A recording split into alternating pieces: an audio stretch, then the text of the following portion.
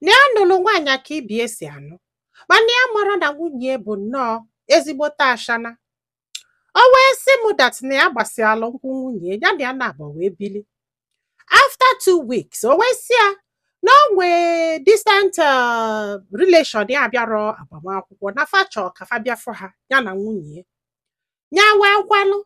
So luo that day one tall handsome guy na one lady solu bata fasie nni nye ha nyesịa ha n'ihe libelisie wee na. Ọ sị bụ nne nwunye ebidozikwa mgbe ọbụla na nwanne nwoke afọ na-akpụ ya mgbe ọbụla na nwanne nwoke afọ na-akpụ ya ịgbagolu.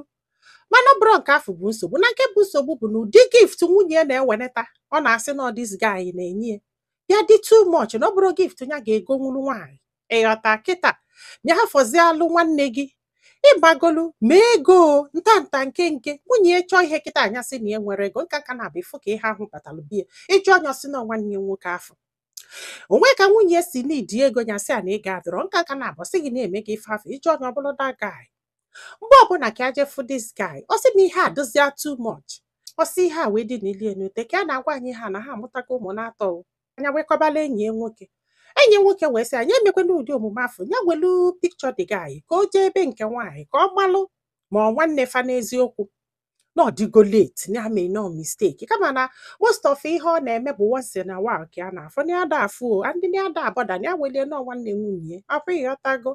Ọ sị bụ ọkwa ya na o wee bọsị nke ọ sị na o nwere ife ọ sị ka o mee na ọ sị abịa nyele ya aka o ji ọlalụ ịgbagolu countless time na o nwere ka uche si wee lu until ya wee mee ihe enyi nwoke kwụ wee were picture wee napa village wee lụọ wee jụba ndị befa. Ọ sị bụ nne ndị be nwunye wee sị na fafụ na okwu onye na fa mara onye ọ bụ. Ọ sị m nne ike wee kwụlụ ọtọ wee gwụ ya wee kpọọ nwunye one night ka a jesi alabata wee jụbịa wee sị anya gwa eziokwu kedu onye bụ ihe a.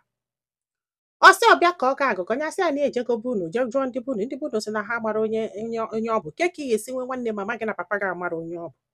Ebe afọ ka nwunye nọzi sịbịa na ya dosọrị nke nwa ọ sị ala wee bụ ya wee kwuo bitino ewee kpebe ya wee chụkwa nwunye si ya infate na ihe a bụ mfate na ifele na-emekwu di ya ihe anya na-akọ maka na ya bụrụ nwoke zuru ezu ke ka si wee gba nkịtị nwaanyị a wee na-amịghalị wee bigharịgide to the point ndị mmadụ wee na-agwa ya sị aja eme DNA ewee jụba nwunye si ya o nwee possibility na ụmụaka niile bụ nke nwunye si ya na-enwe possibility na ụmụaka niile bụ nke ya dụshọ na o nwere nke bụ nke abụrọ nke ya wee sị ya ma ọ ga-aṅụ baịbụl na o nwere nke abụrọ nke ọ sị na ya ma ṅụọ na ya dụrọ shọ. Ọ sị m nne ndị be ha wee sị anya na aka o jee mee DNA.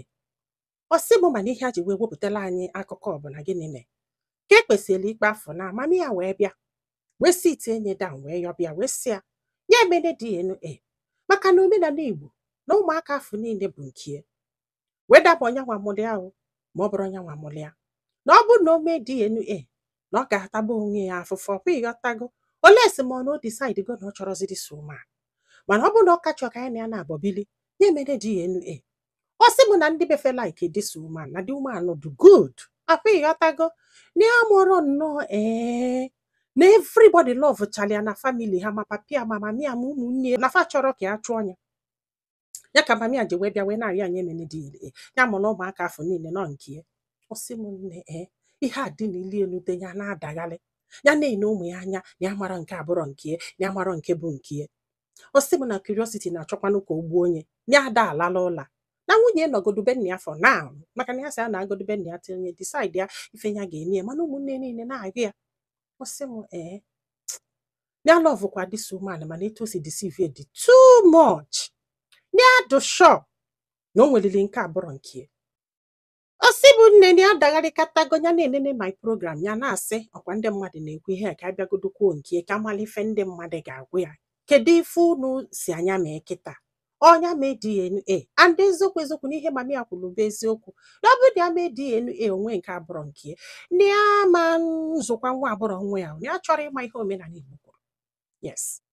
Ọ sị bụ nne ma nke bụ ọchụpụrụ nwa mgbe ọ gafọ be di ya si ya mba ife melụ mami ya ji wee sị anyị emene DNA mana this man anụgo nwaanyị and na ife nwunye gwala ya ka di man gwalụ nwunye nke nyanwa akwa ifugo that lady odu wee bịa bụ nwunye o and na ọ bịalụ si nwunye na that lady bụ nwanne nwanyị akwa ifugo That's why mami aji wesa anyị emede DNA because na ọ chụpụgodo nwa afọ na papi a na-anụ nwaanyị amụta ụmụaka.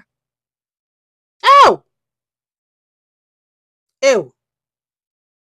Ewu! Ụmụ nwaanyị! Ụmụ nwaanyị o! The worst thing ị ga-eme nwoke n'ụwa bụ ịmụli nwa ọbụrụ ya nwanwe. Olesi ma nwoke ezuru ezu. Olesi ma nwoke ezuru ezu. Mbụrụ nwoke, ihe niile ị ga-eme m n'ụwa ama mgbaghalụ gị bụ ịmụrụ m nwa ọbụrụ nke m nwe ebe mbụ nwoke zuru ezu. Why will you do that? Abụrụ m ife na-eme unu n'isi ịchọgodo iko ikpa ịma mmasị na ị ga-eke ikpa iwere okwu nna be enyi wee kobe na ije mụta nwa onye ọzọ tinyelu di gị mixie n'ihe ọbara. Kedu ife kpatala ụdị ha? Kedu ife kpatala ya? Ọ jọgburu udene si gbuo nkakwụ ịmụrụ nwoke nwa abụrụ ya nwanwe. Worst part bụ na ọma mmadụ sef. Ịlụla ana ka enya ịlụsi ala na bụ eze enu. Ihe nwere ike ịgwa gị bụ only chekibe ọ bụ na ịfụnanya nwere n'ebe nwunye gị nọ kalele peace of your mind. Tenu ịhapụbanụ mana ọ bụ na your peace of mind kalele ịfụnanya nwere n'ebe nwunye gị nọ. Tenu ka ndu the DNA. Akwa ịghọtago? Ndo amụrụ m ife ọzọ m ga-agwa gị ndo. Gwa anyị filo na comment section maka na ọ ga-enyelu this man aka iji ma ife ọ ga-eme. Onye bụ enu DNA obe DNA ọ bụkwala na ọ bụrụ nke na ọ ga-achụkwa the woman wete nke abụrụ nke o. Mana ọ bụ na o mere DNA a na nwunye nwere ike ịkabi in future ma ọ bụ na iwe owosi enye. Onye kwezalụ bụ aka tụso ozi a ka ụlọ ndị ọzọ ntị ndị be anyị. Daalụnụ ka ọ dị n'ụbọchị ọzọ.